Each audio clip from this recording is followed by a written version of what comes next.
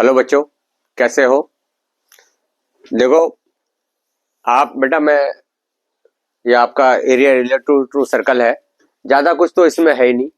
मैंने एक्सरसाइज में मार्क लगा दिए आपको। और कल पिछले क्लास में मैं एक्सरसाइज के 3-4 सवाल कराया था। एक घड़ी वाला कराया था, एक 120 का एंगल वाला, और एक आपको डिजाइन वाला जो हेक्सागन का फॉर्मूला सा है।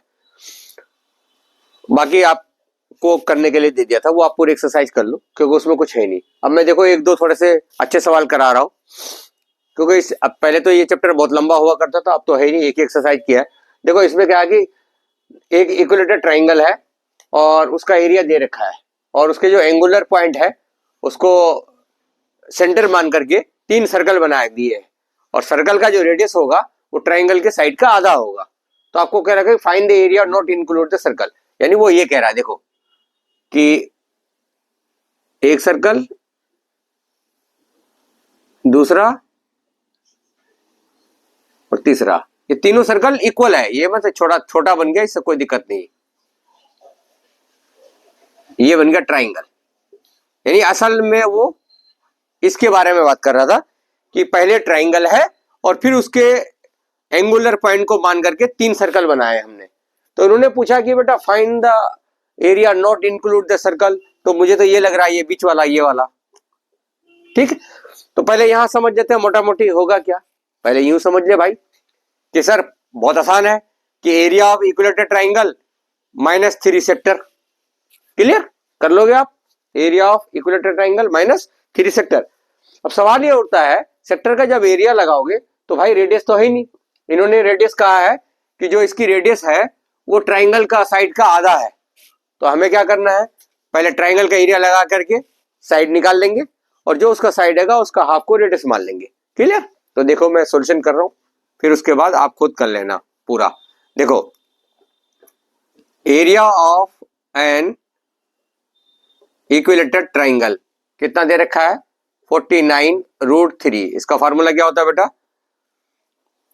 a²/4√3। ये आपका √3 कैंसिल हो गया, तो a² equal to 4 into 49।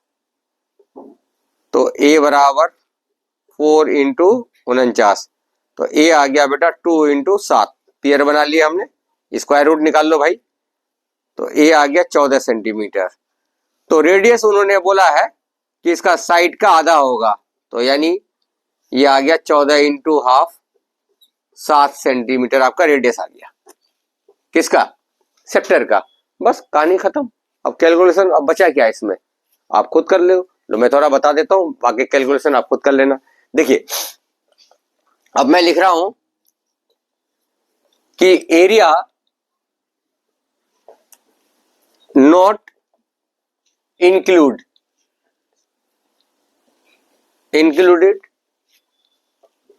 To the circle. कौन सा एरिया होगा भाई? ये बीच वाला जिसमें हमने ये निशान लगाया। तो it means area of an equilateral triangle minus area of 3 sector. खत्म कहानी।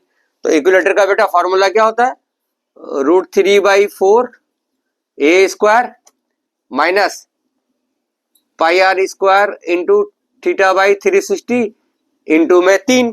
अब डाल दो वैल्यू बेटा, √3 की वैल्यू डाल दो 1.73 डिवाइडेड बाई 4, और a आपका निकल चुका है।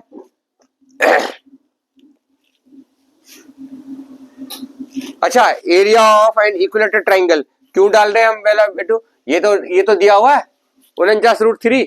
अबे भैया बात वही आएगा, फिर कोई दिक्कत नहीं। तो यहां तो बेटा मैं सीधा वही ले लेता हूं, फिर तो कोई दिक्कत नहीं। मैसेज फिर मैं ध्यान नहीं दिया इस पर, तो सीधा यही ठोक दो 49√3। तो दिक्कत नहीं था, वैसे भी जो मैं कर रहा था उससे भी यही आना था फिर।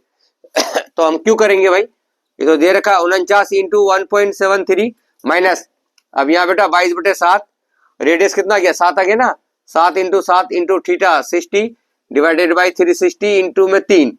ये 0 से 0 गया, 6 36, 3 से 6 काट दिया 2, और 2 से ये चला गया, और 7 से ये चला गया। ये लो, ये आपका आ गया 49 इंटू 1.73 माइनस 77। अब इसको मल्टीप्लाई करके बेटा इसमें से माइनस कर देना, ये लो आपका आंसर आ गया। ज्यादा मुश्किल भी नहीं है, ठीक सवाल है इसलिए मैंने करा दिया, देख के जाना।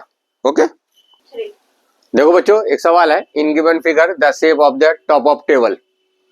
ये टेबल है कोई, जैसे सर्कुलर टेबल होता है ना, लेकिन बस एक तरफ कटा हुआ है, या 90 का एंगल है दे रखा है वो, और रेडियस दे रखा है 60। एक तो ये पूछा find the area of table, table पूछ लिया तो इसका मतलब इट मीन्स इधर टेबल है, तो यहाँ हो गया बेटा आपका एरिया ऑफ सेक्टर लगा देना है। ठीक है, टेबल का एरिया के लिए तो एरिया ऑफ सेक्टर काफी है। देखो सॉल्यूशन आप खुद कर लेना, मैं थोड़ा सा बता देता हूँ। यानी area of the top of the table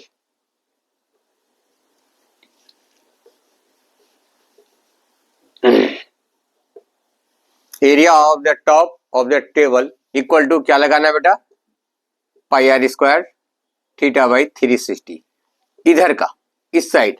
तो आप बेटा सॉल्व कर लेना, पाई देख लो रेडियस कितना है 60, 3.14 ले लो सबसे अच्छा, अगर नहीं भी दिया हुआ रहेगा तो 60 इंटू 60, और थीटा कितना लोगे बेटा, थीटा 90 है, ये नहीं लेंगे हम थीटा, इसमें थीटा मैं लूंगा यहाँ 360 माइनस 90, कितना हो जाएगा 0, 16 में से 9 के 7, 270।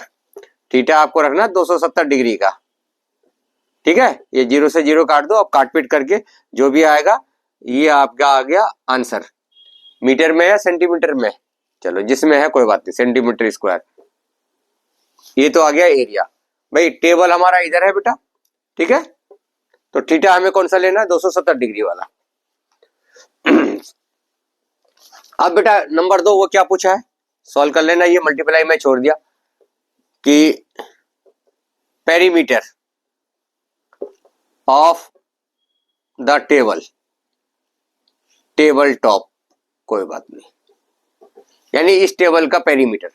तो पेरीमीटर तो जानती हो बेटा क्या होता है, सम ऑफ ऑल साइड। तो इसका मतलब ये दोनों तो रेडियस प्लस कर दो,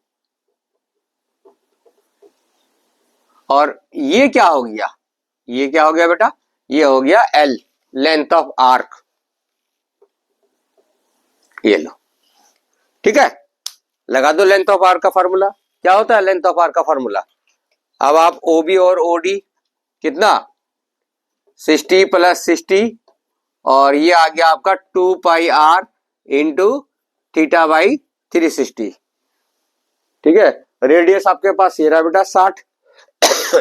सॉल्व कर लेना, ये आ गया आपका 120 प्लस 2 इंटू क्या लोगे पाई की वैल्यू 22/7, कोई फायदा है नहीं ना, चलो 3.14 ही ले लेते हैं, और रेडियस इसका वही 60, और थीटा आपका वही 270 डिग्री, बस ये 0 से काट दो। अब ये आपका 120 प्लस यहां से लेकर यहां तक जो भी आएगा मल्टीप्लाई करके वो जोड़ देना, ये भी आपका आंसर आ गया सेंटीमीटर में, क्योंकि पेरीमीटर स्क्वायर में तो आता नहीं है। तो देखो पेरीमीटर का मतलब क्या है, इस टेबल का पेरीमीटर, इसका मतलब दोनों रेडियस, फिर बता देता हूं बेटा, प्लस होगा, और ये चीज ये क्या आ गया length of arc, length of arc plus 2R, बात वही है। हमने पिछले वीडियो में भी बता रखा है आपको कि पेरीमीटर ऑफ सेक्टर क्या लिखते हो, अरे L प्लस 2R लिखते हो ना, वो लगाओगे वही बात है, ये 2R, R प्लस R ही तो है।